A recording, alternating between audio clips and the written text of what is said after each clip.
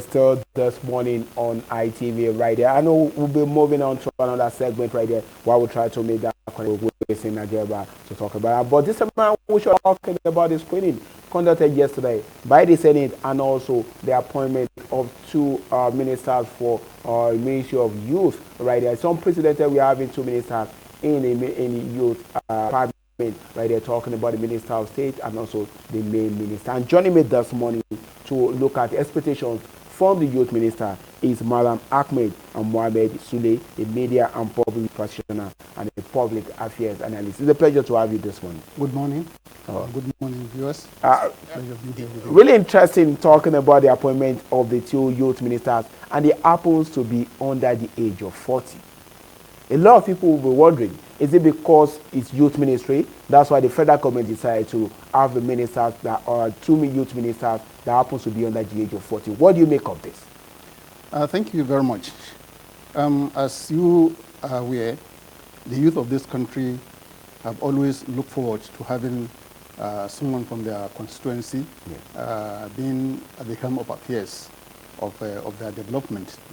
And it's quite impressive that this administration has considered it pertinent to appoint youths to head the ministry, even though the bracket age of youth is being considered from 15, 29 to 35.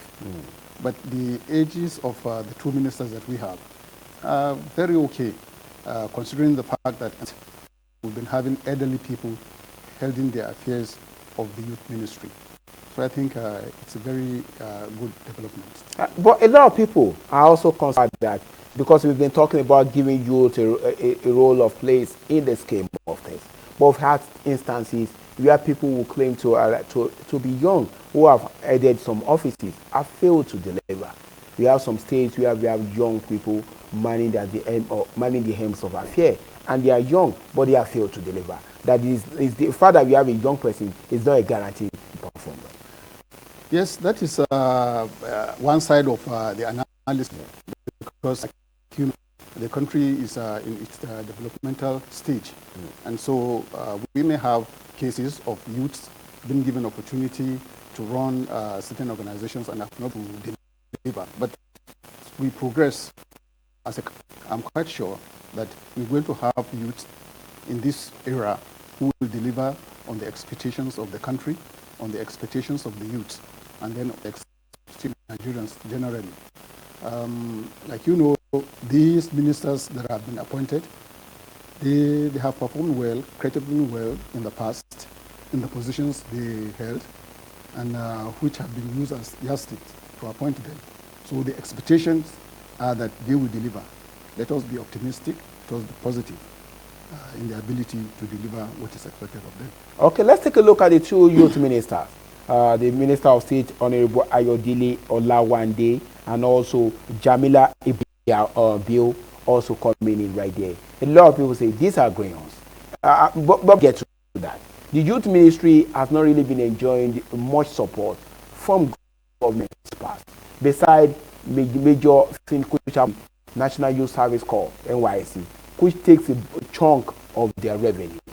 Why do you think government has decided to for the first time, have two ministers manning the affairs of youth ministry? Yeah, you see, what government gives to a ministry or department depends on what is presented as the activities of that ministry or department. I'm quite sure that the incoming ministers have blueprint, have clear guidelines of what they intend to do. You should not also forget that the youth ministry, just because it is called Ministry of Youth, it doesn't stop there. The youth ministry is a very humongous terrain to say, because if you look at every aspect of our human endeavors, there's no segment that you find the youth being there. Now, how do you synergize the activities of the youth and key into all these segments? Take, for instance, if you talk about health, the youths are there.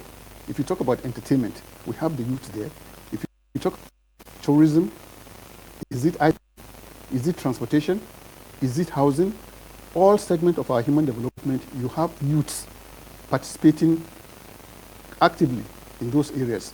And you should know that almost 60% of our population is made up of youth. And this is a number that cannot be neglected. This is a number that should be given due consideration. Therefore, having two ministers to man that ministry is very apt in view of, like I told you, the divergent, the very widespread of activities involved. Because if you're talking about giving youth the opportunity to perform in governance, you're talking about giving the youth the opportunity to participate in policy formulation, how will they be able to do if they are not properly considered in all these aspects that I've mentioned? The youth ministry is not about just developing youth. No, it's about developing in all the sectors, in all the segments. For instance, you talk about education. A large chunk of our students in the educational institutions, how do we address their challenges? How do we address their needs educationally? Then when you talk about health, majority of our youth have health challenges due to maybe the way they've been brought up. Now, it is the responsibility of the youth ministry to see how they can key into the health sector of the country to make sure that youth benefit from the health services that is being provided. Then you talk about, you know, a lot of challenges that the youth have when you talk about drugs, addiction, and other things. This is hindering the development and progress of our youth. It is the duty of the ministry to see how they can ensure that youth grow in environments that are healthy and they live a very rewarding and very positive life, different from this drug addiction that has made them unproductive. So many in the ministry. Therefore, having two ministers, I don't think it's too much for that ministry. Okay, you don't think it's too much, because I'm also looking at it from the angle of the budget. Hopefully, now that we have two ministers, the budget will definitely increase. But the is that, do you think, a few years back, the NSAS issue and the recent agitations among the youth have decided to raise the consciousness of this current government? The issue of the youth must not be treated with kid gloves. I think by virtue of the appointment of two ministers, that has gone to show how serious and committed the administration is to the issue of youth growth and the two ministers will definitely have to focus their attention in all these areas. If in the past there are serious focus, serious consideration for youth involvement in the things the government does, this time around, government is committed and serious. And you can see for that reason, it has appointed two ministers, the main minister and a minister of state. And not only that, the Ministry of Youth is now a stand-alone ministry, different from what it used to be, combined with sports. So the ministers now have all the time, they have all the energy they need to, focus and stream them into youth and youth development. And once this is done, because what is happening is that the youth felt they have not been taken along in government policies, they've not been involved in governance, their cases have not been, taken into due consideration. But with the appointment of these ministers, it is felt that the ministers will now have a lot to do, taking cognizance of non-involvement of youth, leading to youth restiveness. Now they will be very serious to put up all their best, come up with clear guideline policies and blueprints to address these issues, and the country will be better for it. Let's talk about Jamila, the main minister for Ministry of Youth.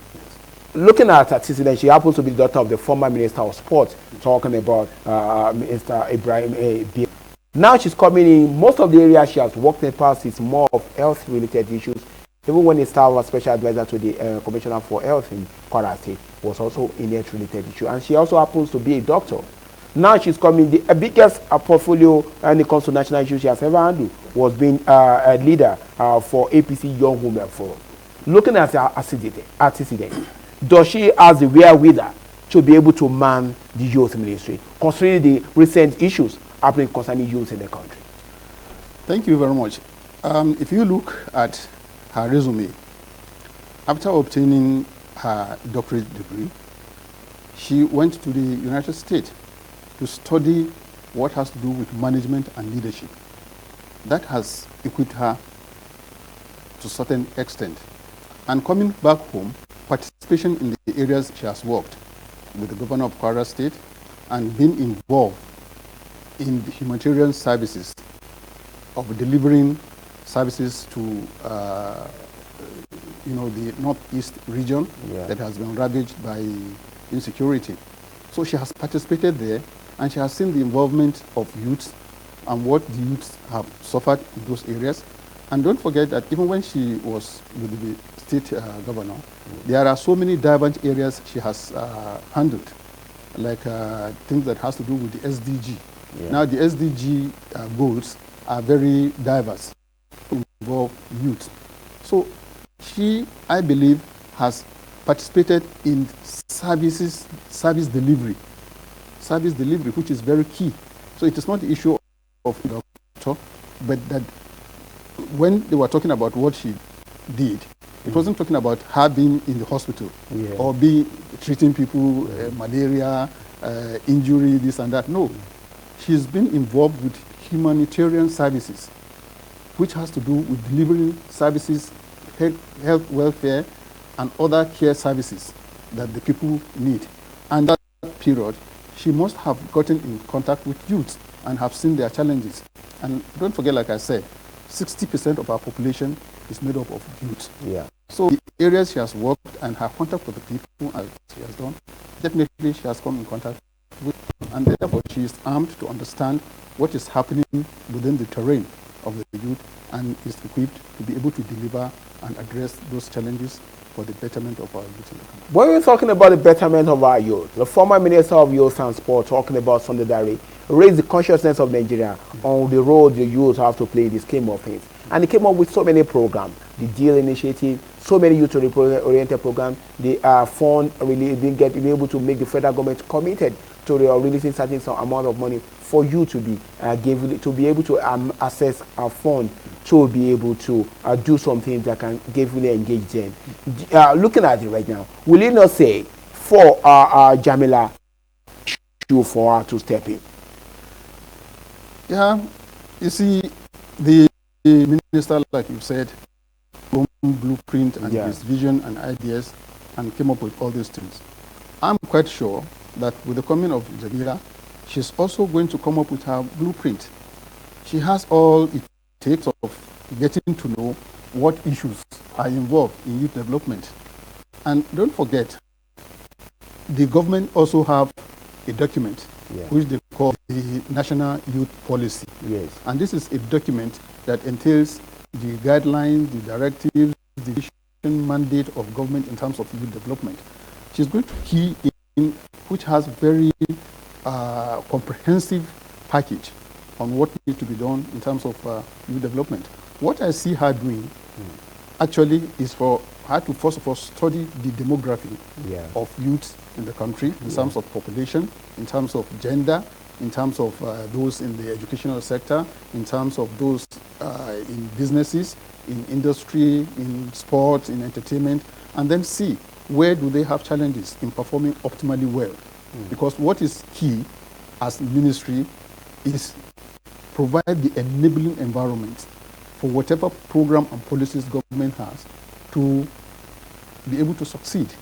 So getting the youth to key into government activities, like for instance, having them involved in policy formulation, having them involved in policy implementation, taking care of their needs in terms of where the environment in which they live, how safe and secure are they.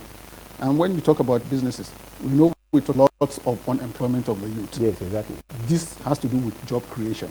And there are so many ways jobs can be created. It is not the issue of getting a well-paid job this time around. It's about acquainting the youth with the necessary skills, empower them, give them the necessary skills. Once you empower them, and then they have start-up parks, they'll be able to start businesses on their own. The Nigerian terrain, the Nigerian nation is a very big nation. We have all the potentials.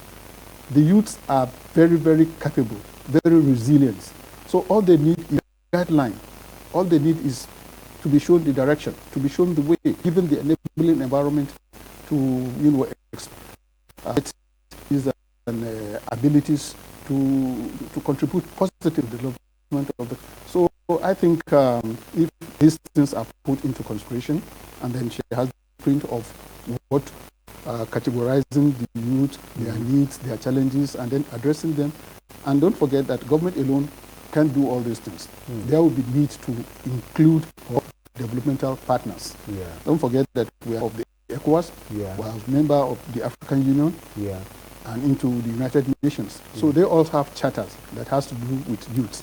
So she will key into this, get donor agencies, get partners to be able to ensure that she's able to deliver on the blueprint and what she has for the country. I was talking with somebody some few days ago, and he was talking about the youth ministry being an avenue for government to settle some of their youth political groups, youth groups who supported them in one way or the other to come into office. Do you think that narrative can be changed? You see, when you are having a democracy in a democratic environment like we have here, everybody can say lots of things. That is giving avenue for people to express their opinion, their views.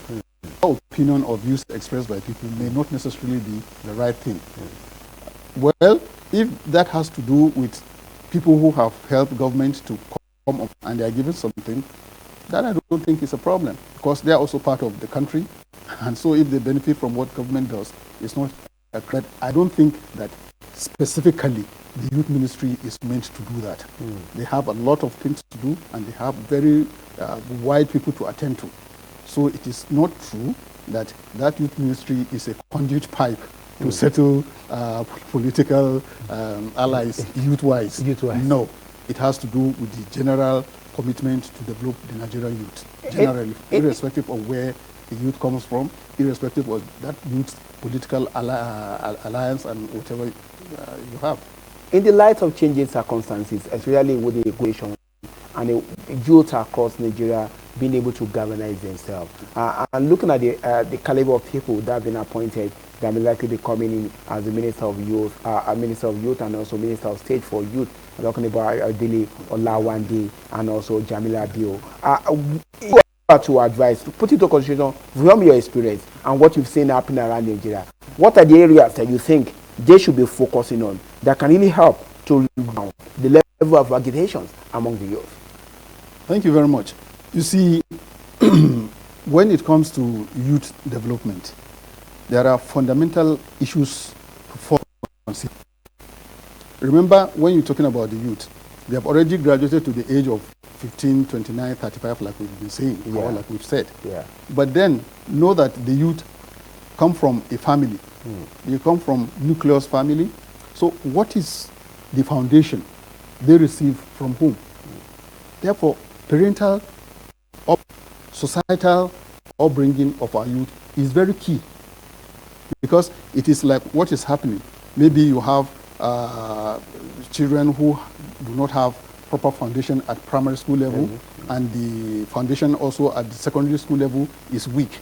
So by the time they go to the university, what magic do you expect the university authorities to perform and make them do better? So it is what comes to the youth from their age of growth as children that we have. So the youth ministry, we have double role to play.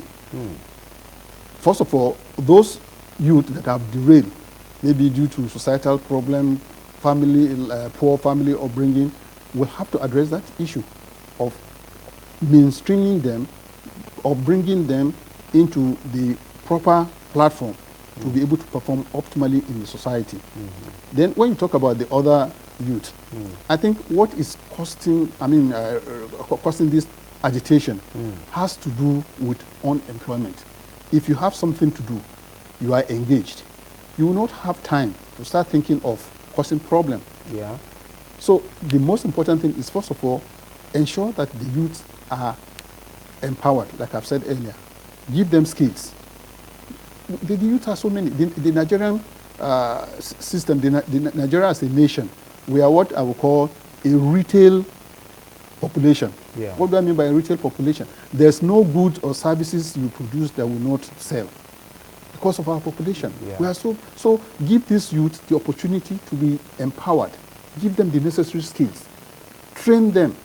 So once they have the training, and they are able to get either employment or start up their businesses and have the ability to even employ others. No time to start thinking of agitating. Agitating for what?